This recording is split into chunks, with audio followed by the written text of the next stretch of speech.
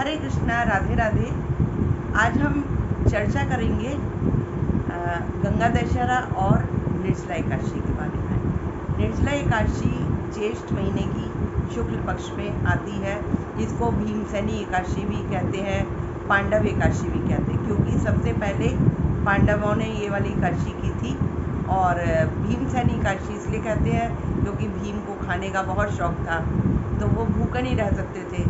तो सभी लोगों ने सोचा कि अगर ये भूखे तो रह नहीं सकते, अगर ये खाते रहेंगे तो बहुत जल्दी अन्न समाप्त हो जाएगा राजकोष का।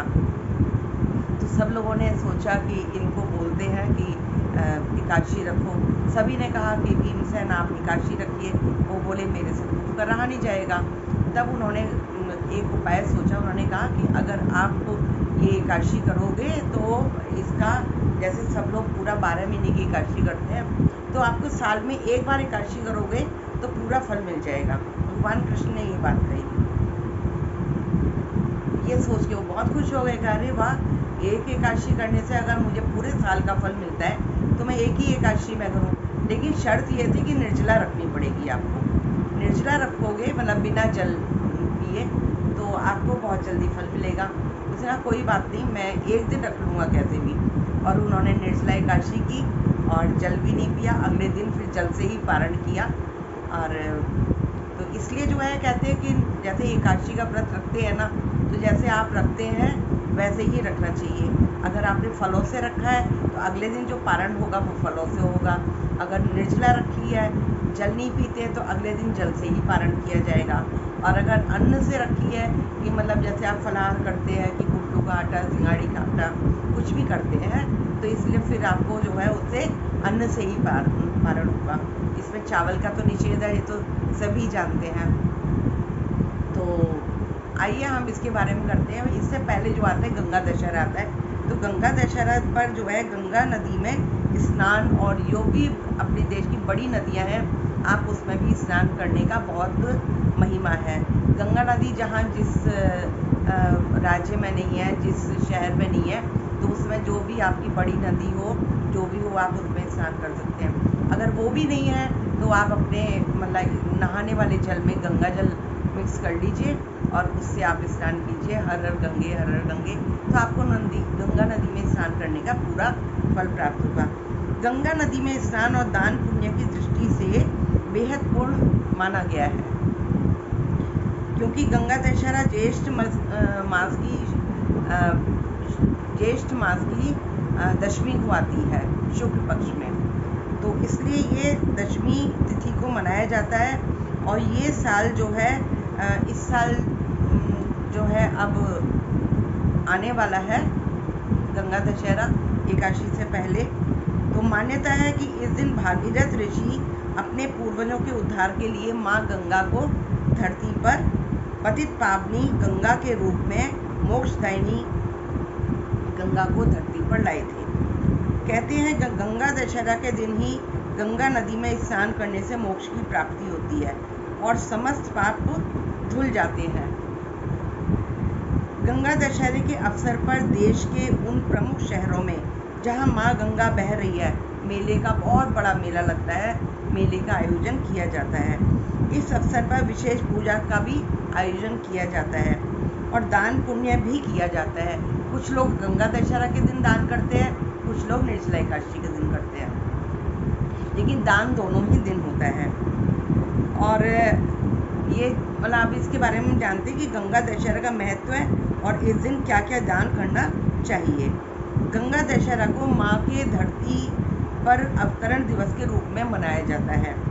मान्यता है कि इस दिन गंगा नदी में स्नान करने से 100 महायज्ञों का फल आपको प्राप्त होता है, उतने ही पुण्य फल की प्राप्ति होती है।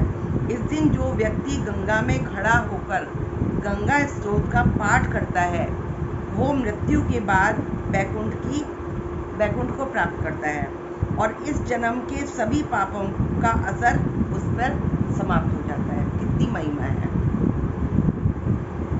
गंगा दशहरा का जो मुहूर्त होता है वो सुबह सुबह ज़्यादा होता है।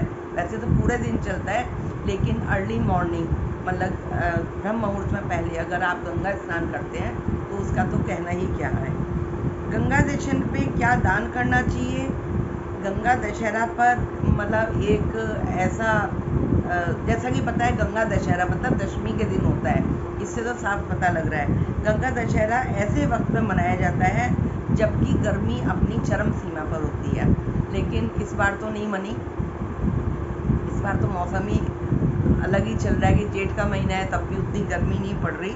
तो ऐसे में ज़रूरतमंदों को ठंडी चीज़ों का दान और ठंडी चीज़ों का दान और मतलब ये फल वगैरह जो भी होते हैं उनको दान किया जाता है। देखिए भगवान की महिमा है कि भगवान ने जो अपने फल बनाए हैं, गर्मी में बहुत गर्मी होती है, उनके बच्चे प्यासे घूमते रहते हैं, पानी नहीं मिलता है, सूखा पड़ जाता है, पानी की कमी हो जाती है, तो उन्होंने फल भी ऐसे ही बनाए हैं कि इस महीने में जो फल आते हैं वो सारे रस भरे हुए होते हैं, जैसे तरबूजा, खरबूजा, आड़ू, आम, जिनमें रस ज़्यादा होता है। तो उन्होंने अपने बच्चों के लिए ऐसे ही फल बनाए कि जिससे जो है उनको खाएं और प्यास ना लगे, पानी की कमी ना हो। इस अवसर पर जो है सुराही, पंखा, वस्त्र, ठंडे वस्त्र मतलब कॉटन के, चप्पल, छाता, खरबूजा, कच्चे आम, पके आम, है ना, जितने भी तरह के जूसी फल हैं जितने भी, और ये सारे संतरा, ये सारे दान किए जाते हैं और इनको बहुत अच्छा माना गया है। इसके अलावा इस दिन आप आटा, चावल, घी, सब्जी और नमक का भी दान कर सकते हैं, ओनली फॉर दशहरा, गंगा दशहरा। और निर्जला एकादशी पे आपको आटा, दाल, चावल ये सब दान नहीं करना, क्योंकि ये अन्न होता है। अन्न का दान निर्जला एकादशी पे अगर करते हैं तो पाप की मतलब प्राप्ति होती है। उस दिन जो है वैसे तो कोशिश करना चाहिए कि अपने हाथों से किसी को अन्न का दान ना दे, है ना। चावल तो बिल्कुल महापाप है देना, चावल तो बिल्कुल भी नहीं, लेकिन कोशिश करें अन्न नहीं। लेकिन ये भी नहीं है कि हमारे घर में बड़े बूढ़े पड़े हैं, मतलब हैं और क्या कहते हैं वो बीमार हैं या बच्चे हैं छोटे, और हम कहेंगे नहीं एकादशी है आज तो हम अन्न का दान नहीं करेंगे, तो वो भी बहुत बड़ा पाप है। तो अन्न का दान मतलब ये है कि आप वैसे दान मत कीजिए। घर में अगर बड़े बूढ़े हैं, बच्चे हैं, तो उनको तो रोटी बना के देनी पड़ेगी ना, वो कर सकते हैं। और खुद तो खाना ही नहीं चाहिए अन्न अगर आप एकादशी का व्रत रख रहे हैं तो ये सब दान करके सब्जी, नमक, आटा, दाल, चावल ये आप किसी गरीब को दे सकते हैं, किसी ब्राह्मण को दे सकते हैं, पंडित को दे सकते हैं, है ना, ज़रूरतमंद को दे सकते हैं। इसका दान बहुत अच्छा होता है गंगा दशहरे वाले दिन करना। इस बार जो है भीष्म ने जो है युधिष्ठिर को बताया था महत्व स्नान दान से मिलता, महत्व जो है बताया था इसका गंगा दशहरा से कि क्या उसके करने से ये मतलब आपको वो मिलेगा, पुण्य की प्राप्ति होगी। को कई यज्ञों का इसमें पुण्य मिलता है।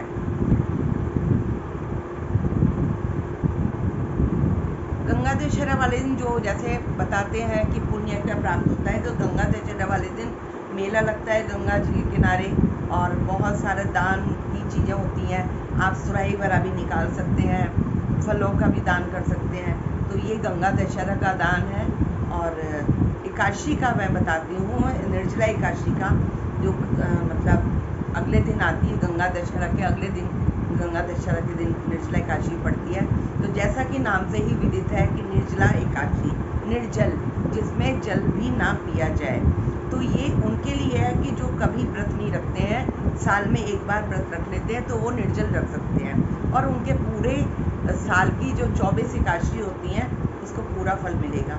लेकिन जो हमेशा रखते हैं उनके लिए कोई ज़रूरी नहीं है, वो अपना जैसा रखते हैं, फलों से रखें या फलाहार करते हैं, जैसे रोटी वगैरह का खा के रख सकते हैं। निर्जला रखना चाहे निर्जला भी रख सकते हैं, क्योंकि उनके लिए कोई प्रतिबंध नहीं है। निर्जला एकादशी पे बहुत ठंडे पानी की प्याऊ लगाई जाती हैं। लोग मतलब गुलाब का शरबत, ठंडाई, दूध ये सब बांटते हैं। नींबू की शिकंजी, घड़े, सुराही, पंखे, चटाई ये सब भी दान में देते हैं। इसका मतलब ये है कि जेठ के महीने में ये एकादशी पड़ती है तो गर्मी इतनी होती है, तो ये सोचते हैं कि भाई उसको जो है किसी भी तरह से मतलब कोई अगर ज़रूरतमंद है, कोई गरीब है, बच्चे हैं, तो उनको सूती वस्त्र का आदान मतलब सूती वस्त्र देना चाहिए जिससे उसको ठंडक मिले। पंखा दीजिए, पंखे में भी कई वैरायटी आती हैं। आप अगर बहुत समृद्ध है तो आप सीलिंग फैन लगवा दीजिए कहीं, है ना। हाथ का पंखा दे दीजिए, किसी भी तरह का दे दीजिए। चटाई है, चटाई दे सकते हैं, सूती वस्त्र पहनने के दे सकते हैं। और फलों का दान कर सकते हैं। फलों के दान में आप मतलब जैसे फल भी दे दिए, और जैसे जूसेस वगैरह होते हैं, जैसे सेब का रस है, आम का फ्रूटी वगैरह है बच्चों को, तो वो बांट दीजिए। और ये दूध की लस्सी, मतलब दही की लस्सी है, दूध की लस्सी है, ये सब आप कर सकते हैं। तो इसका कहीं आपने प्याऊ बनवा दी, अगर बहुत समृद्ध है तो आप कहीं वाटर कूलर रखवा दिया या प्याऊ बनवा दी, या किसी कहीं बस स्टैंड बना है वहाँ पे आपने बहुत बड़ा घड़ा रखवा दिया उसमें। तो उससे क्या है कि जो भी आता जाता होगा पानी पिएगा तो उसको बहुत लाभ प्राप्त होगा। और अगले दिन जो है हमारा इसका पारण का होता है। पारण जो करना होता है निर्जला एकादशी का, वो पारण इसलिए करते हैं कि जब तक आप पारण नहीं करेंगे तो आपका व्रत पूरा नहीं माना जाएगा। पारण विधि क्या होती है? सूर्योदय के बाद होती है, सूर्योदय से 9 साढ़े 9 बजे तक 10 बजे तक होती है। तो इसमें अगर आपने निर्जला रखा है तो भगवान को स्नान करवा के या गंगा जल लेके उससे पारण करना चाहिए, कि भगवान से ये कह के कि भगवान मैं आपके व्रत का पारण कर रहा हूँ, मेरा व्रत सफल हो। और इसमें क्या है कि अगर आप वो व्रत किसी मंशा से रख रहे हैं, किसी कामना से रख रहे हैं कि ये व्रत मैं इसलिए रखूँगा, किसी गरीब के लिए रख रहे हैं, है ना, किसी रोगी के लिए रख रहे हैं, किसी की आर्थिक तंगी है उसके लिए भगवान से प्रार्थना करें, जिस भी मंशा से रखें कि भगवान इनके दुख दूर करो, है ना। तो उसमें क्या, उसको तो हो गई, दुख दूर हो गई उसका, लेकिन उसकी कुछ अंश आपको भी मिलेगा। तो सबसे अच्छा बात है कि अपने लिए तो दुनिया मांगती है, दूसरे के लिए मांगे सबसे बड़ी बात होती है।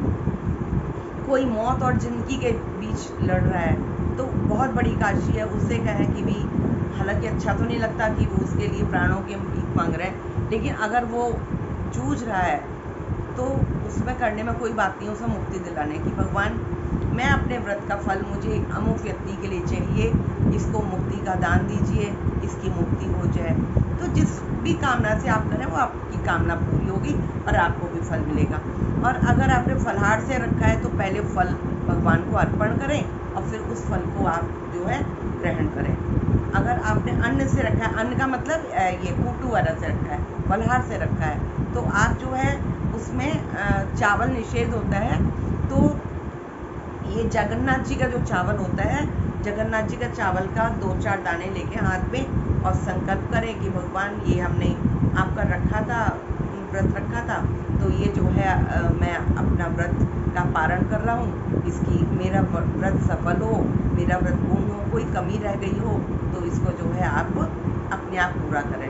तो उस चावल से करें, और पहला दाना चावल का ही दाना चाहिए, क्योंकि आपने इसमें चावल का निषेध होता है और आपने फलाहार से किया है। तो इस तरह से जो है मैंने आपको पारण की विधि बताई। और कई लोग ऐसे भी करते हैं कि जैसे आज मतलब आज समझो आज एकादशी है, अगले दिन मैंने कल जैसे मैं पूरा करूँगी, पारण करूँगी, तो वो वहाँ से उस दिन से जब तक अगली एकादशी नहीं आ जाती 15 दिन तक उसको जो है जो माला जपते हैं हम 108 नाम की, तो एक एक दाना आप एक एक मनके पे रखते जाते हैं। और इस तरह से 15 दिन में जितने भी आपकी मालाएं करते हैं आप डेली की, और जितने दाने इकट्ठे होते हैं चावल के, उन चावल को फिर आप पका के उसका भोग प्रसाद बना के फिर भगवान को अर्पण करते हैं, उससे भी पारण करते हैं। तो ये बहुत अच्छा विधि है। तो आशा है कि आपको सब समझ में आ गया होगा। निर्जला एकादशी की और गंगा दशहरा की बहुत बहुत शुभकामनाएं। गंगा स्नान आप सभी लोग करें, ऐसी मेरी कामना है। जय जय श्री राधे। बोल गंगे मैया की जय, बोल भागीरथी माता की जय, बोल त्रिवेणी माता की जय। जय जय श्री राधे।